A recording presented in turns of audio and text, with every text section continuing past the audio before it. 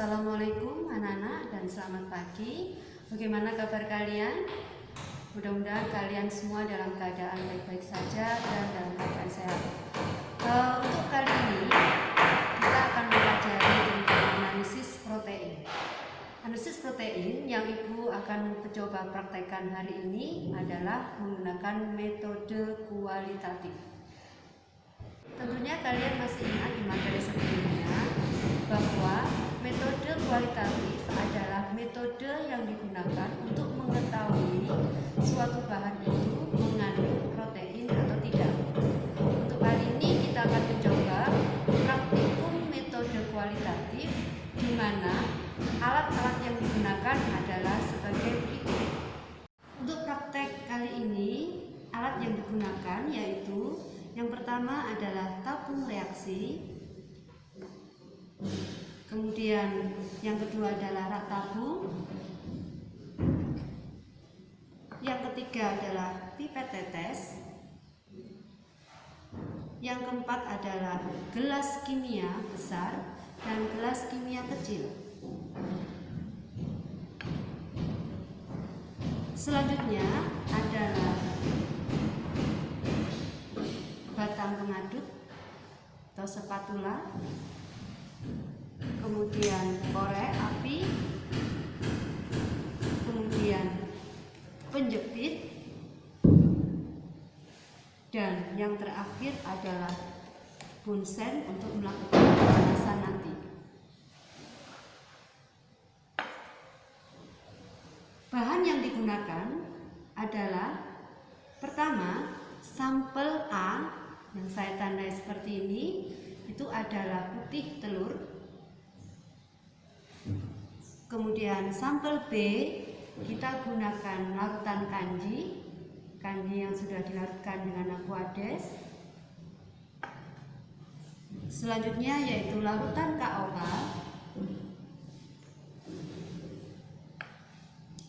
Kemudian larutan CuSO4. Kemudian adalah larutan LHNO3. Di sini kita nanti menggunakan juga larutan ninhidrin. Ada juga nanti kita akan menguji kepolaran yaitu menggunakan larutan aseton. Dan yang terakhir adalah aquades. Mungkin itu alat bahan yang akan digunakan dalam metode kualitatif. Ya anak-anak, kita akan mencoba mempraktekkan dua sampel tadi. Yang pertama adalah sampel A, putih telur. Yang kedua adalah sampel B, yaitu larutan kanji. Kita sediakan dua tabung, ada 6 tabung reaksi yang kita taruh di rak tabung yang berbeda. Kita akan mencoba yang pertama menggunakan uji Biuret.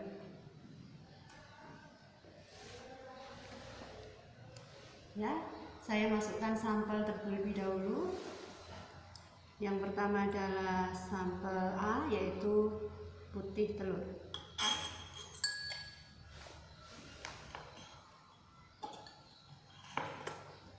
Kita masukkan ya.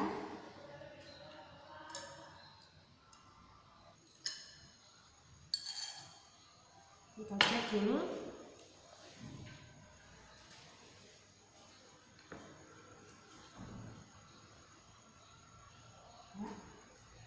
Ini adalah sampel A. Kita taruh. Selanjutnya kita ambil untuk yang sampel B. Sampel B, tentu kalian masih ingat, ini adalah larutan kanji. Kita coba untuk aduk dulu.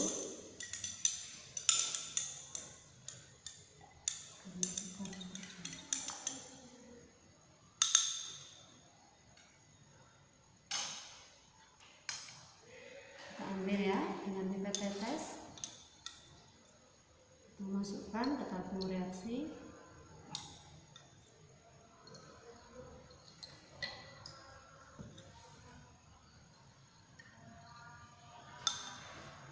Kita cek dulu anak-anak sampelnya. Ya. Karena sudah ada dua sampel di sini, sampel A dan sampel B, kita coba menggunakan uji Buiret. Yang pertama, kita coba yang sampel A dulu. Oke, sampel A putih telur ya. Kita tetesi dengan yang pertama adalah dengan KOH.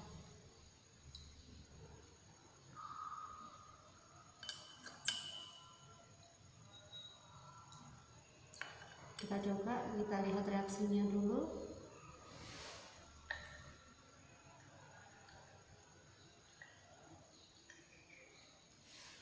Kemudian kita tetesi dengan CuSO4.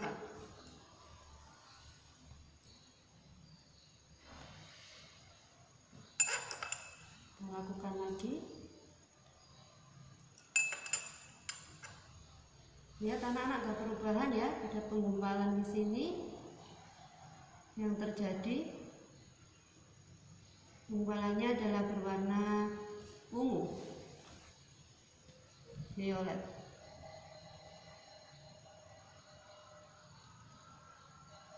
Bisa diperhatikan, ada perubahan ya. Oke, ini tadi adalah sampel A, yaitu putih telur. Sekarang kita coba untuk yang sampel B. Sampel B tentu kalian masih ingat, yaitu larutan kanji. Kita coba, kita tetesi dengan larutan KOH. Perhatikan ya anak-anak. Oke, kita coba untuk mencoknya. Ya. Kemudian kita lanjutkan dengan larutan, kita tetesi dengan larutan CuSO4. Perhatikan.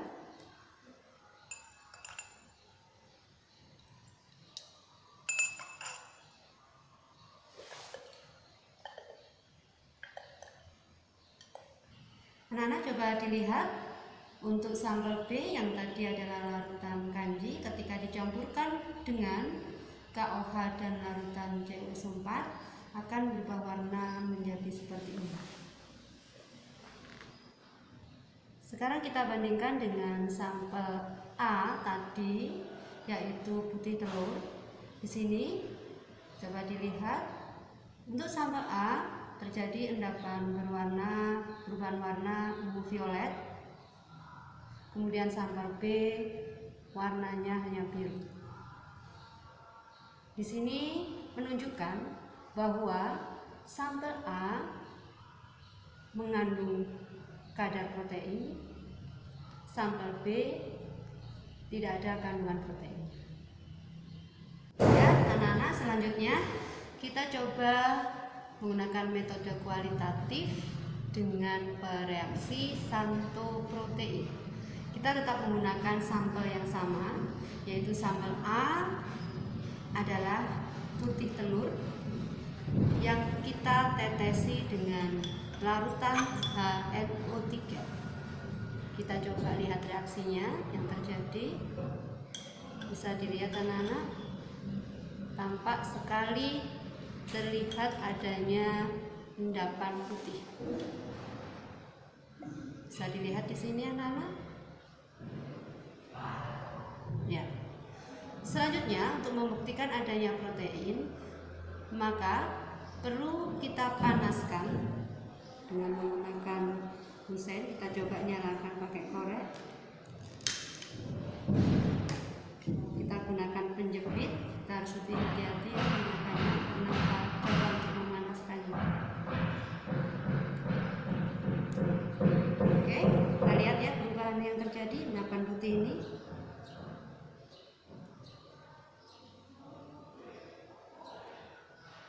Coba untuk diamati anak-anak, pada saat pemanasan seperti ini.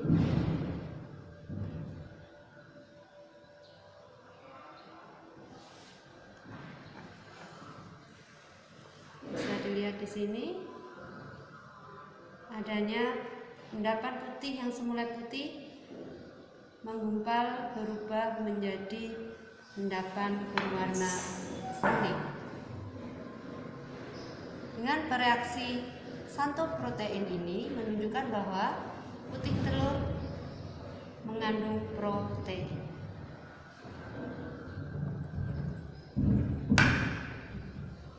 Kita coba untuk sampel yang kedua, yaitu sampel B, di mana sampel B tadi adalah apa? Larutan kanji. Kita akan coba uji juga menggunakan pereaksi santoprotein. Masih ingat? Kita tes dengan apa tadi? Yaitu dengan larutan HNO3. Kita lihat perubahannya anak-anak.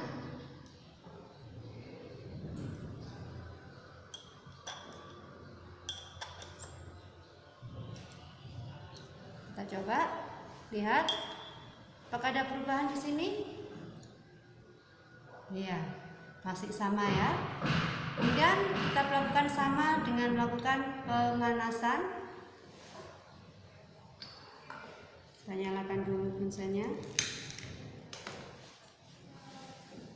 Kita coba, kita panaskan ya, sama perlakuannya dengan sampel A tadi. Kita lihat dan kita amati apa yang terjadi. Apakah sama-sama ada perubahan, apakah tetap? Kita lihat anak-anak.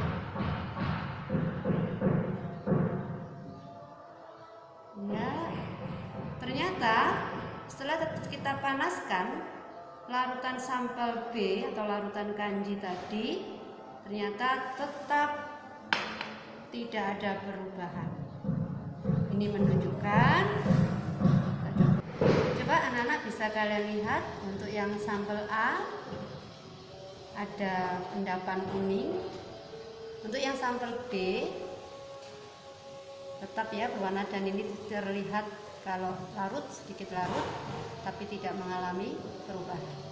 Di sini menunjukkan bahwa sampel A mengandung protein dan sampel B tidak mengandung protein.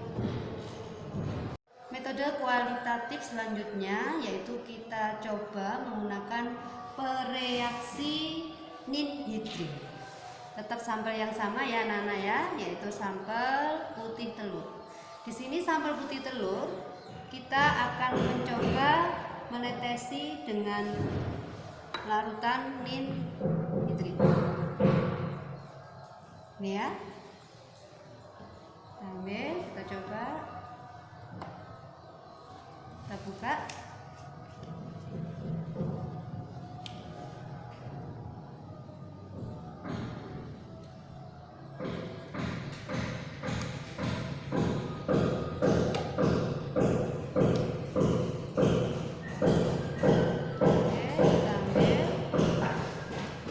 Tetesi pada sampel putih telur.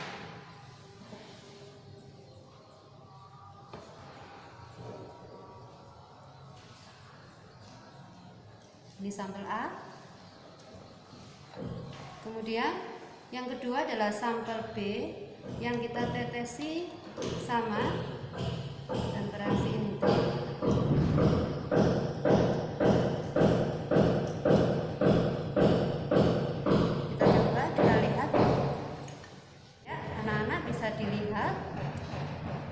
Menggunakan pereaksi inhidrin ternyata tidak mengalami perubahan, tetap sama. Ini sampel B juga tetap sama. Di sini menunjukkan bahwa kedua larutan ini tidak mengandung asam amino bebas. Ya, anak-anak, metode kualitatif tadi bisa dilihat bahwa sampel A yaitu putih telur itu menunjukkan memiliki kandungan protein, sedangkan untuk sampel B itu tidak mengandung protein. Di sini Ibu akan mengulang kembali metode kualitatif yang digunakan tadi. Kalian masih ingat? Tadi yang A itu adalah metode Biuret, di mana tadi larutan protein yang ditetesi dengan NaOH dan CuSO4 encer akan menimbulkan warna merah violet. Di sini menunjukkan bahwa sampel A ini terjadi adanya ikatan peptida atau bisa dikatakan untuk mengidentifikasi ikatan peptida. Yang kedua tadi adalah di sini sampel A yang ditetesi dengan larutan HNO3 kemudian dipanaskan yang disebut dengan uji bereaksi santoprotein. Ini menunjukkan bahwa sampel A ini atau putih telur ini mengandung tirosin, fenilalanin, dan triptofan. Kemudian yang ketiga, di sini sampel A atau putih telur tidak mengalami perubahan meskipun dia mengandung protein, menunjukkan bahwa putih telur itu tidak ada kandungan asam amino bebas. Bisa dipahami anak-anak ya? Oke, terima kasih. Selanjutnya, setelah kita mengetahui bahwa sampel A atau putih telur itu mengandung protein, kita akan menguji kelarutannya dalam pelarut polar dan pelarut non polar. Ini kita sediakan di sini ada aseton. Aseton di sini kita mewakili untuk pelarut non polar. Kemudian di sini ada Aquades untuk pelarut polarnya. Kita uji satu persatu. Di sini sudah dituangkan, sudah saya tuangkan sampel A yakni putih telur. Kita coba satu persatu. Kita tambahkan pelarutnya. Kemudian kita aduk.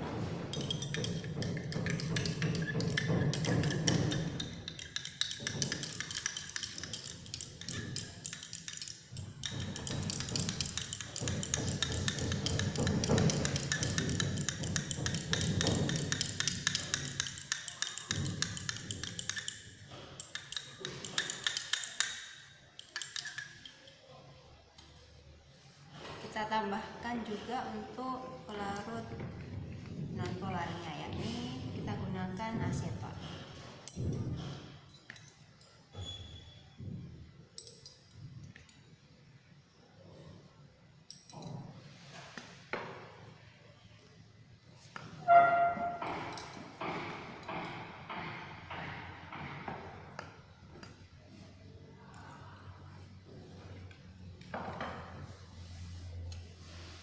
Kita aduk.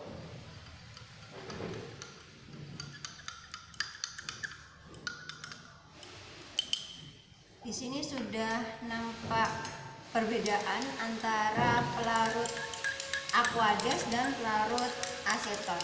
Kita bisa perhatikan di sini untuk pelarut polar ini sudah hampir melarut secara sempurna. Kalau kita aduk terus-menerus maka dia akan melarut secara sempurna. Sedangkan untuk pelarut non polar di sini sampel A tidak dapat larut, bahkan terbentuk gumpalan berwarna putih. Dari percobaan ini bisa kita simpulkan bahwa sampel A yakni putih telur yang mengandung protein itu dia dapat larut dalam pelarut polar tapi tidak dapat larut dalam pelarut non polar. Sekian, terima kasih. Ya, cukup sekian anak-anak praktek hari ini, yaitu uji kandungan protein dengan menggunakan metode kualitatif. Untuk selanjutnya kita akan bertemu di lain waktu. Semoga kalian bisa memahami apa yang menjadi materi hari ini dan kalian bisa melanjutkan dengan melaksanakan tugas selanjutnya, yaitu membuat laporan. Terima kasih, saya akhiri. Kurang lebihnya saya mohon maaf. Wassalamualaikum warahmatullahi wabarakatuh.